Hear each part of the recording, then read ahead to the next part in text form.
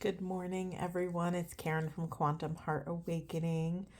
I wanted to start this reading with a little quote from one of my favorite books, Life's Journeys According to Mr. Rogers.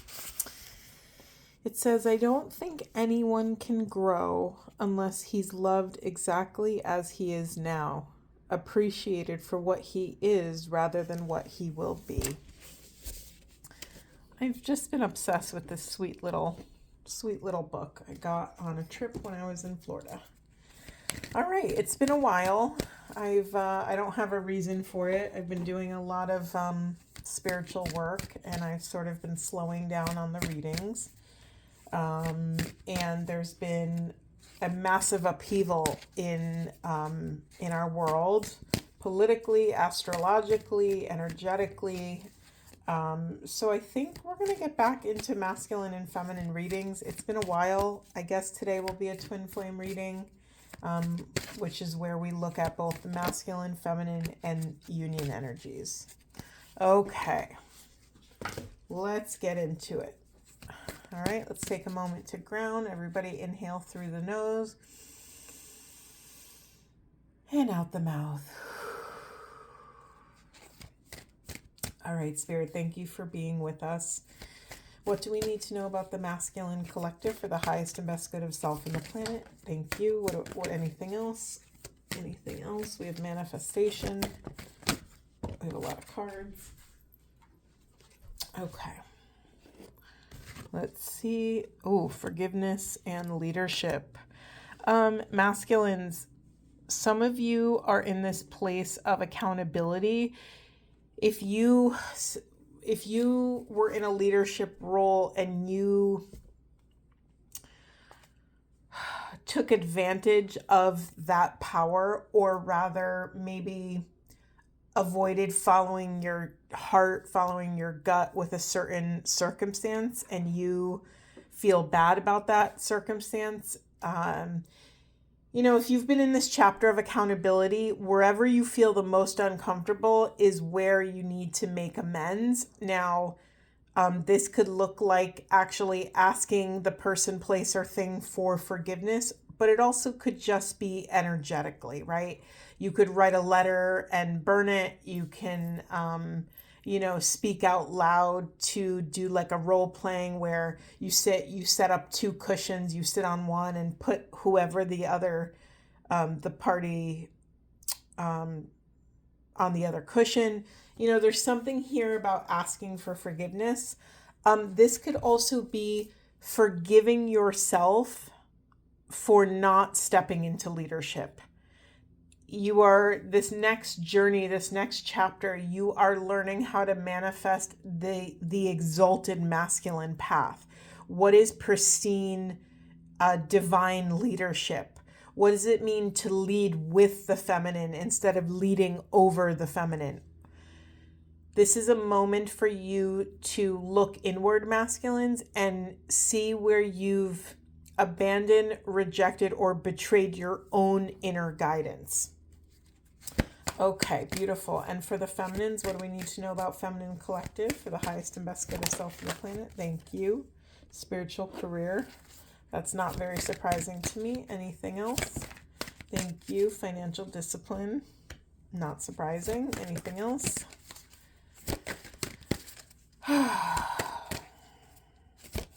Thank you. And then we have self-love. Yeah. Okay. This is on point. And I'll speak for the United States, but also this is happening globally.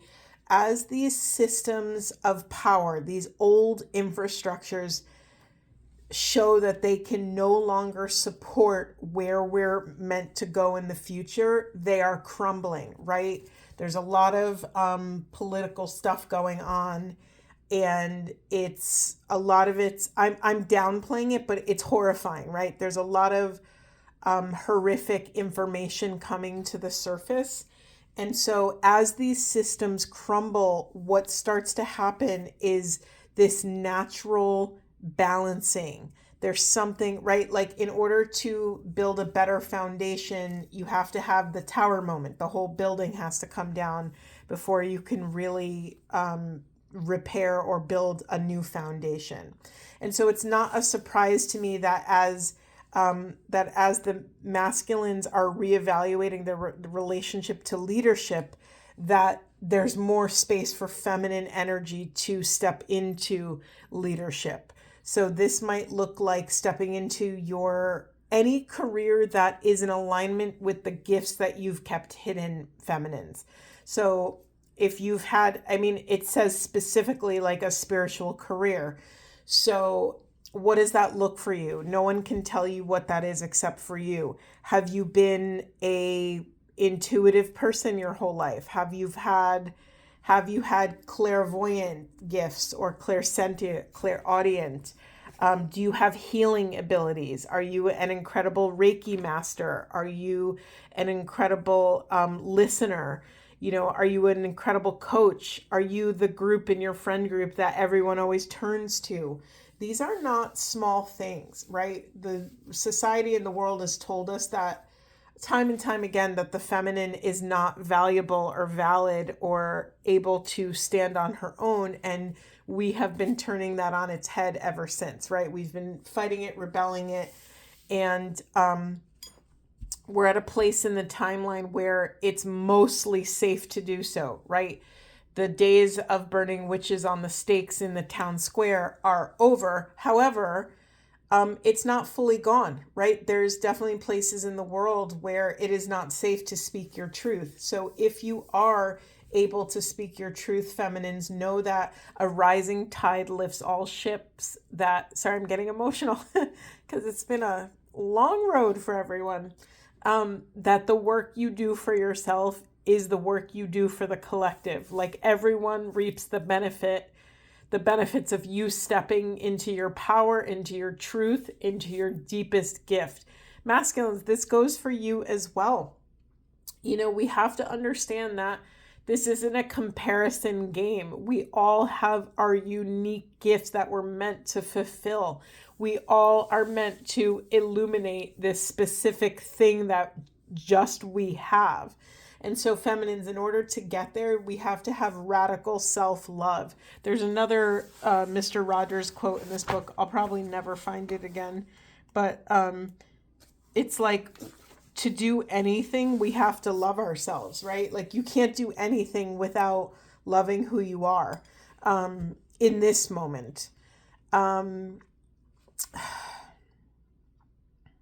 It's interesting. I'm really staring at this financial discipline here, feminines. Okay, let's just start from the most shallow message to the deepest. Pay attention to your finances. Be smart about how you're spending and what you're investing in.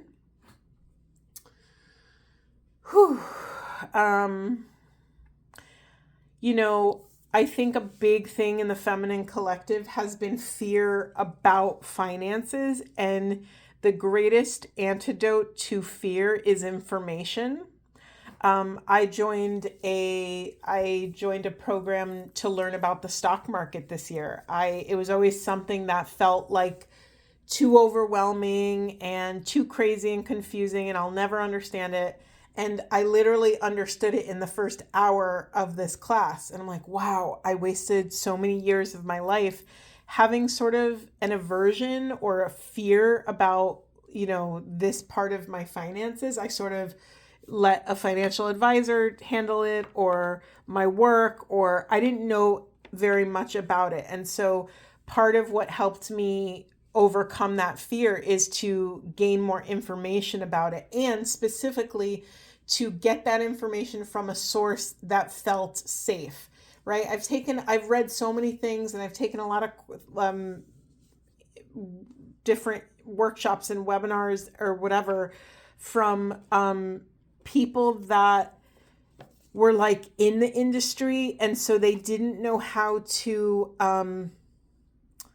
water it down enough so that like someone who's never dealt with this could understand it. And I just would leave feeling more confused and more disempowered. And so I found a group of women to learn from, and it was just a language barrier that like instead of using the terminology, they would explain each term, and I haven't felt that way before. So now I feel empowered. I know what I'm investing in. I know how to make choices. I know I'm tracking my financial health and wellness.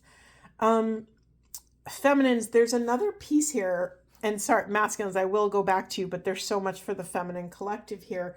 There's also this piece that in order to do any of this, in order to honor what our soul gifts are, we have to love ourselves enough to believe in our gift, to believe that we are worthy to live a life that's in alignment with our soul mission, our soul purpose, the gift we have to give to the world. And part of that is like this is for not everyone, but this is for some of you, that you can actually make a career out of this gift. You just have to be daring enough to claim that for yourself.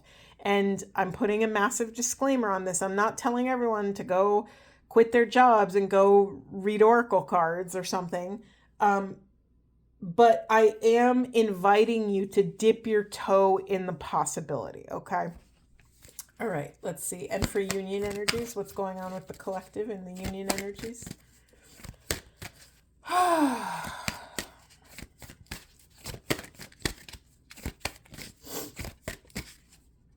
Let me ask a different question. Hold on. What do we need to know about union energies, inner and outer union, for the highest and best good of self and the planet? Okay, thank you. Let's see. Happy ending. Beautiful. Anything else there? Can you say more about this happy ending? Balance between the corporeal confidence, our physical vessel confidence, and our spiritual knowing. We have the crown chakra and the solar plexus chakra. Anything else? Self-discipline. Okay, it's going to take some self-management to get our happy ending. Wow, we have a lot. Okay. We have follow your dreams, and we have teaching and learning. This is a revolving door of don't be afraid, and minding you, this is feminines and masculines. Don't be afraid to seek out the wisdom that you need. I was just describing this to someone the other day. My life, if you look at my my resume, if you look at my schooling pathway, it looks crazy to the untrained eye. It looks like I haven't stuck with anything. It looks like I keep switching careers every 5 seconds. But really, I was seeking these missing puzzle pieces of my journey. And once I received that information, whether it was a degree program, whether it was a workshop, whether it was finding a mentor that I just needed help with this one piece of this puzzle, it's like you get that missing piece and all of a sudden everything makes sense. So masculines and feminines, don't be afraid to look for a teacher or to change your whole life to get that one question answered. I know that's a crazy thing, but I'll speak personally, it's changed my life, because what you're doing when you have that question in your soul, it's like an itch you can't scratch. And so I'm inviting you to scratch it, whatever that looks like for you. For me, I studied English and then women's studies and nutrition and spirituality and psychology and consciousness. Like, on the outside, it looks like it makes zero sense, but it has fueled my soul at every juncture. I went to those places to resolve something in the soul, right? To resolve something in the mind body. And I got those questions answered. And a true path or a true mentor will tell you that the path is not about finding better answers. The path is actually about revealing better questions.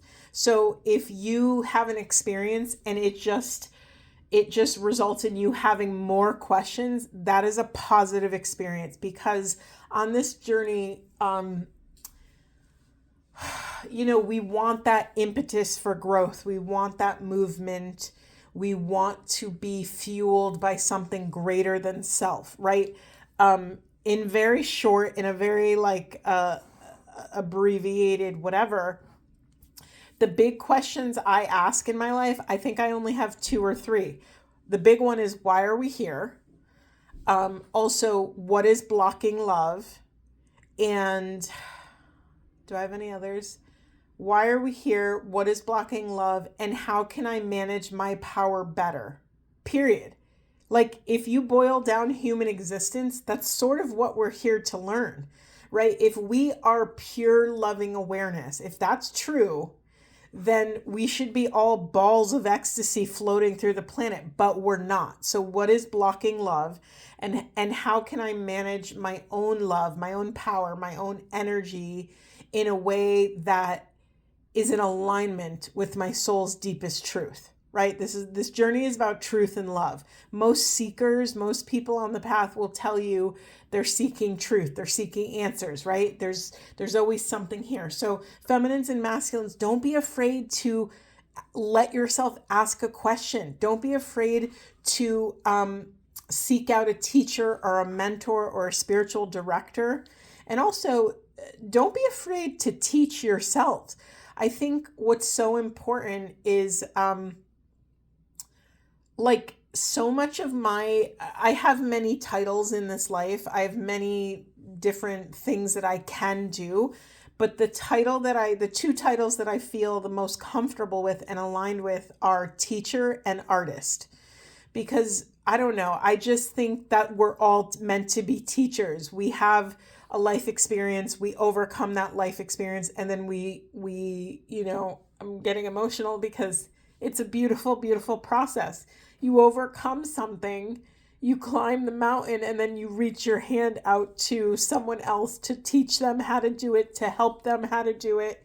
And I can't tell you how I'm crying because it's so deeply rewarding. It's the most rewarding thing you can do. And the beautiful thing is, like, there's no like role requirement. It's not like you're a real teacher in like a middle school where it's like, okay, you're going to teach math and science and literature or whatever. No, you follow your dream. You follow the thing that ignites your soul on fire. Whatever that is, it could be crocheting, could be painting, it could be music, it could be philosophy, it could be accounting. It doesn't matter what it is. Follow that thing that ignites your soul on fire and then teach that, whatever that is, okay? It's going to take some discipline to cross that bridge over to your happy ending, but that bridge is a hero's journey in it of itself, feminines and masculines. That the bridge is the hero's journey, so that when you get to the other side of it, you will have not only helped yourself, but have helped all these other people. And you will have the confidence, the knowledge, and the wisdom to be able to reach a hand out to someone else. Okay, I just looked. In the unconscious position for the entire collective here, we have health. Listen, I'm just going to be really direct because this is actually really personal, and I'm going to be vulnerable and share. I've been struggling with some health stuff. It's fine. I'm fine. I have support. And it was really overwhelming to me. And I pushed my health in the shadows for a very long time for various reasons. I have different narratives. I personal things that I'm trying to overcome. But the fact that this is showing up in the collective, for those of you on the spiritual path, and you wouldn't be listening to someone like me if you weren't on the spiritual path, for those of you who are seeking, who are looking up and in, those of you who are deeply in the realm of energy, in the realm of spirit, who are dancing in the quantum field, it's really simple to abandon the physical vessel. So this is a really important lesson for us to work on our grounding and develop a beautiful, deep, honest relationship with our bodies. What is the thing you can do every day that will help you ground and connect spirit to matter, right? Because that's what the body is. The body is the realm of matter. It's the 3D, it's the tangible things that we can touch and feel. And so, honestly, I'll just share, this has been my entire life's journey. Most people, I think your average people, come into this world through the body and then sort of reach up and out to spirit. For me, I really came into this world through spirit. I was more energy than matter. That's how I've lived my life. I've always been dialed into these other realms, to this quantum information, and it really flooded me to the point where I have really rejected, betrayed, and abandoned my own body at different stages of my life, and I've had to reap the negative effects of that, right? So I've had to develop, and I still struggle with it, I've had to develop intention and discipline in order to remember to bring my body with me as I go to all of these beautiful, sacred, spiritual places. So the fact that this is coming up into the shadow, I think we collectively are pushing our physical health into the shadow, meaning it's the first thing to go on our to-do list. So we are being called as a collective to put our health at the top of the list, to really, maybe it's developing a morning practice, or maybe it's also like, when's the last time you've even checked in with your health? So I have a naturopathic doctor who is sort of the ringleader of all my other doctors.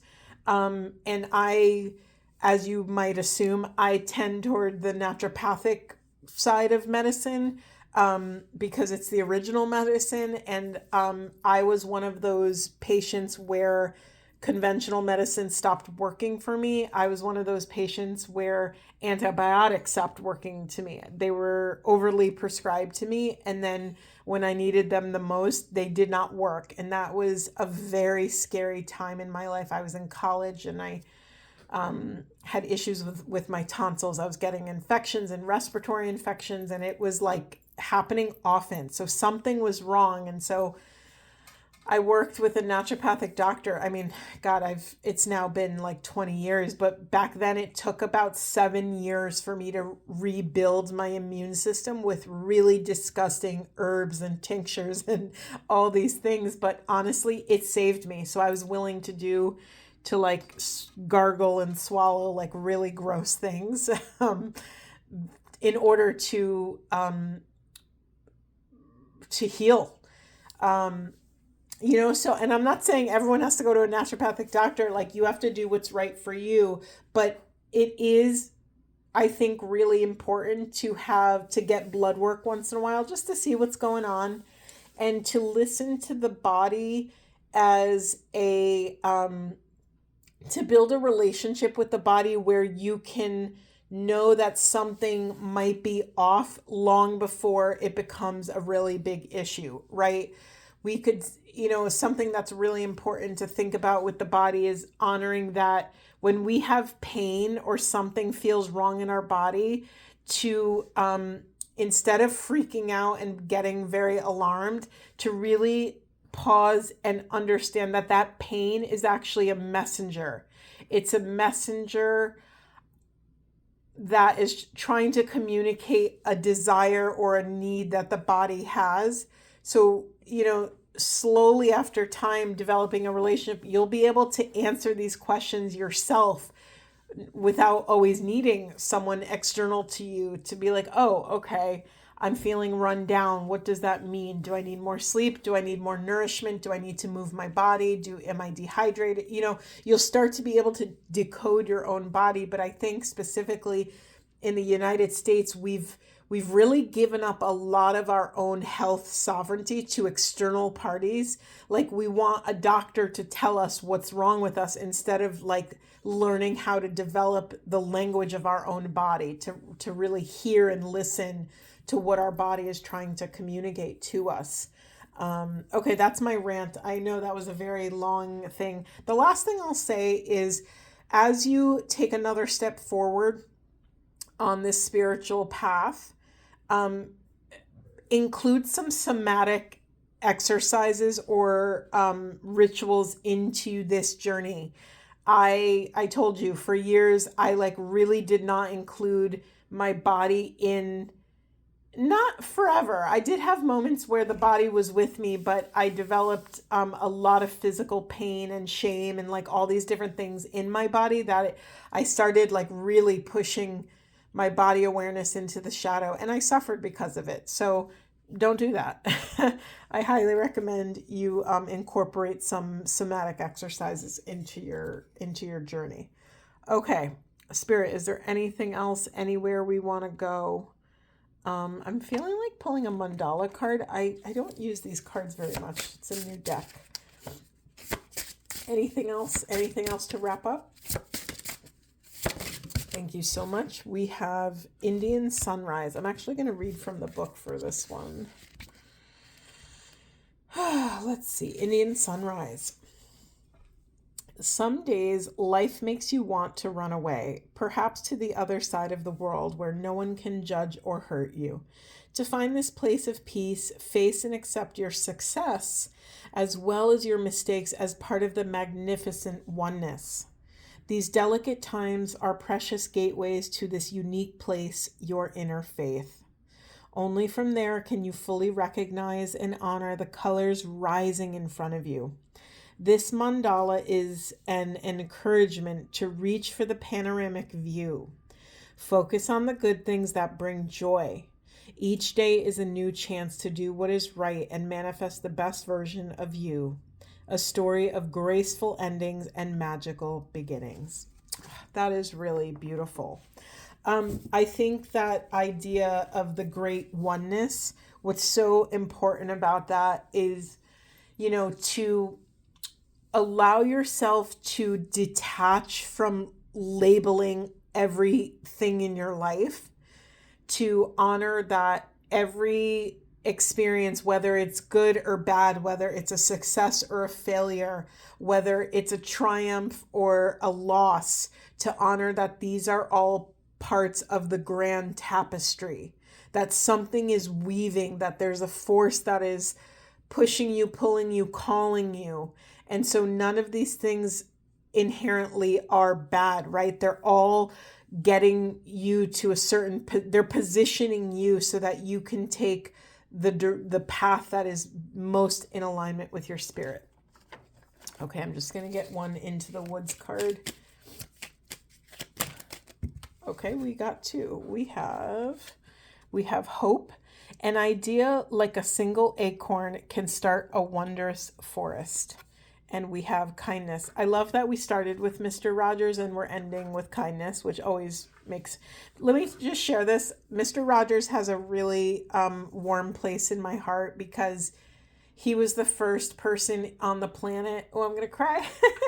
He was the first person on the planet that taught me that, like, it's okay, like, kindness is enough. That you don't have to be everything as long as you're kind, that being kind is enough. And I don't know, it's just deeply moving to me, and he's moved so many people in so many lives. Anyway, we have kindness. It says, take respite by a pond and be kind to yourself and others. Yeah, just pausing long enough to like enjoy the journey. It's really easy to get really lost in the sauce a little bit. It's really easy to read the next book and take the next course and listen to the next podcast. It's so easy to flood your system, but we have to remember that our physical vessel is the most pristine, precise, divine antenna, quantum antenna, that allows us to dial into the quantum field, to the grid of unconditional love and infinite oneness. So even if you take in zero external information, you have access to everything you need, okay? I think that's it. I think we're going to leave it there. I'm sending you all so much love, and I hope this reading was supportive. I'm hoping to get back into these readings, and yeah, that's it. I'll leave it there.